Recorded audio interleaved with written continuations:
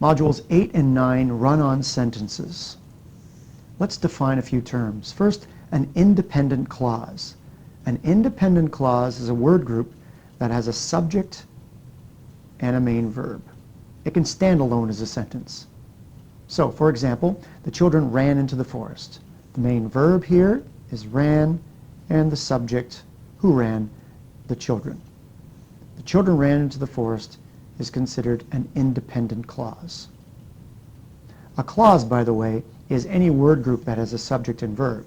An independent clause is a word group that has a subject and verb and that can stand alone as a sentence. Another definition, coordinating conjunction. A coordinating conjunction is a word group that joins words, phrases, or clauses. There are only 7 coordinating conjunctions in the English language. They're easy to remember if we use the acronym FANBOYS. For, and, nor, but, or, yet, so. For our purposes in this particular video on run-on sentences, a coordinating conjunction is the only type of word that can join 2 independent clauses in the same sentence. So for example, here in this sentence, Tom worked in the garage, but Gerald slept at home. We have 2 independent clauses. Tom worked in the garage, subject and verb, we have an independent clause. Gerald slept at home, subject and verb, independent clause. And these 2 independent clauses are connected in the same sentence with the coordinating conjunction but. Now, what do we mean by a run-on sentence? A run-on sentence is created when 2 independent clauses, 2 sets of subject and verb, are included in the same sentence without being joined by a coordinating conjunction. Let's give you an example. John ate, Bill jumped. Period. Even if we put a comma here, this is a run-on sentence. We have a subject and verb, an independent clause, and subject verb, an independent clause in the same sentence without a coordinating conjunction connecting them. So this is a run-on.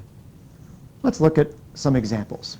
Let's look at this first sentence. Mary was on time, Sam was late. This is a run-on sentence.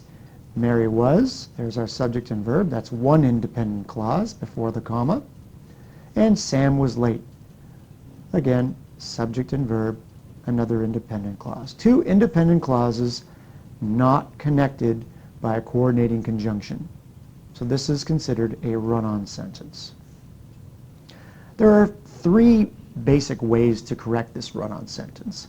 The easiest way is to separate these 2 independent clauses into separate sentences.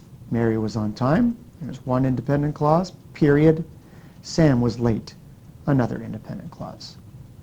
They're no longer in the same, these 2 independent clauses are no longer in the same sentence.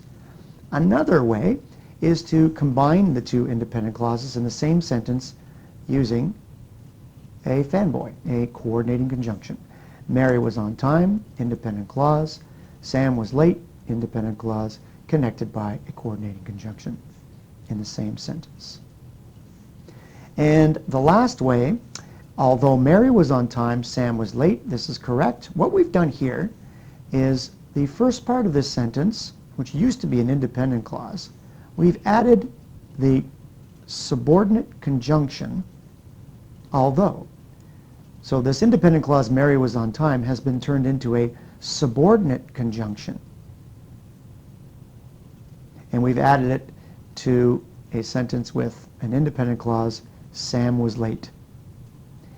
Note, you can have 1,000,000 subordinate clauses attached to 1 independent clause, and you don't have a run-on sentence.